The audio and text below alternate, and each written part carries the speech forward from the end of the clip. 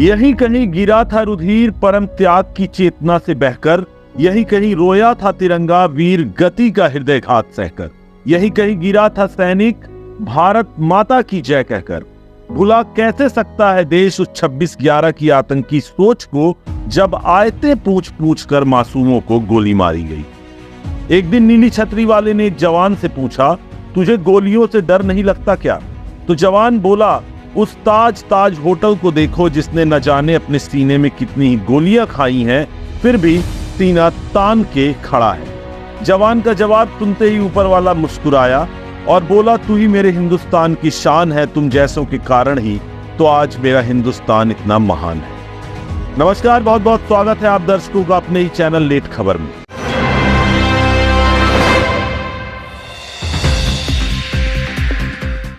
दोस्तों, भूले तो नहीं 26/11 का वह दिन, वह मंजर जो हम भारतवासियों पर भारी था, जिसकी यादें, वीरों की गाथाएं आज भी हम हिंदवासियों के सीने में जीवंत है, ज्वलंत है। मुंबई में वर्ष 2008 में हुए आतंकी हमले को आज 14 साल पूरे हो गए हैं, लेकिन आज भी उसके जख्म देश के हर आदमी के दिल में हरे हैं, जिंदा है। भारत के इतिहास के सबसे काले दिनों में से एक 26/11 को आतंकवादियों ने अब तक के सबसे क्रूर आतंकी हमलों को अंजाम दिया। इस हमले में लश्कर तैयबा के 10 आतंकवादियों ने मुंबई में प्रवेश कर 4 दिनों तक गोलीबारी और सिलसिलेवार बम विस्फोट किए थे।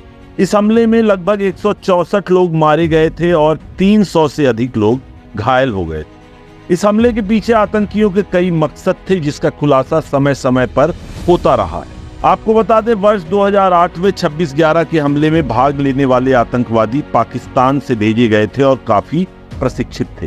ये सभी भारत में प्रवेश करने के लिए समुद्री मार्ग से आए थे। उनका मुख्य मकसद आतंक फैलाना और कुछ प्रमुख आतंकवादियों को कंधार अपहरण मामले से छुड़वाना था।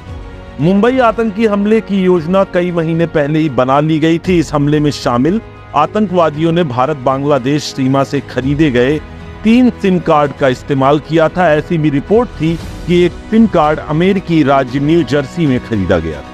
इसके बाद योजनाबद्ध तरीके से 21 नवंबर 2008 को 10 आतंकी नाव में पाकिस्तान से गुजरात के रास्ते भारत आए थे। अपने रास्ते में उन्होंने 4 मछुआरों को भी मार डाला था और नाव की कप्तान को भारत में एंट्री दिलवाने की धमकी दी। 26 नवंबर 2008 को आतंकवादियों ने कप्तान को मार डाला और स्पीड बोट में कोलाबा की ओर बढ़ गए। यहाँ बता दें कि आतंकी मुंबई में दाखिल होने से पहले LSD, कोकीन और स्टेरॉइड का सेवन करते थे, ताकि वे ज्यादा देर तक सक्रिय रह सके, ज्यादा देर तक अपनी ऊर्जा का संधारण कर सके। आतंकियों ने इसके बाद मुंबई में दाखिल होते ही ताज होटल, ओबेरॉय, ट्राइडेंट और नरीमन हाउस में धावा बोल दिया। ताज होटल में लगभग 6 विस्फोट हुए और इसमें कई लोग मारे गए। आतंकियों ने 4 दिनों तक लोगों को बंधक भी बनाए रखा था और उनमें से कई लोगों को अंधाधुंध गोलीबारी में मार दिया था। मुंबई में अलग अलग जगहों पर किए गए इस आतंकी हमले में लगभग 64 लोग मारे गए थे और 600 से अधिक लोग इसमें घायल हुए थे।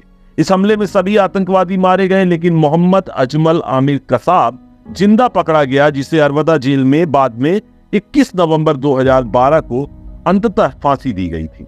एकमात्र जिंदा पकड़े गए आतंकवादी अजमल कसाब के खिलाफ आर्म्स एक्ट, गैर कानूनी गतिविधि रोकथाम अधिनियम, विस्फोटक अधिनियम, सीमा शुल्क अधिनियम, देश के खिलाफ युद्ध छेड़ने और रेलवे अधिनियम की अन्य विभिन्न धाराओं में सहित विभिन्न अधिनियमों के तहत मामला दर्ज किया गया।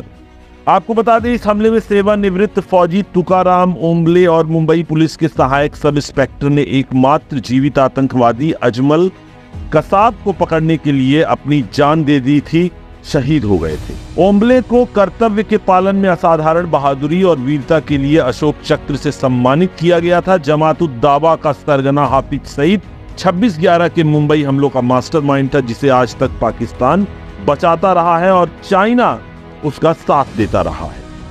इस हमले में आतंकियों को मार गिराने में मरीन कमांडो ने भी अहम भूमिका निभाई थी और कमांडो सुनील यादव को बचाते हुए LSG के मेजर संदीप उन्नीकृष्णन शहीद हो गए थे, जिन्हें ताज में रेस्क्यू ऑपरेशन के दौरान पैर में गोली लग गई। नमस्कार, जय हिंद।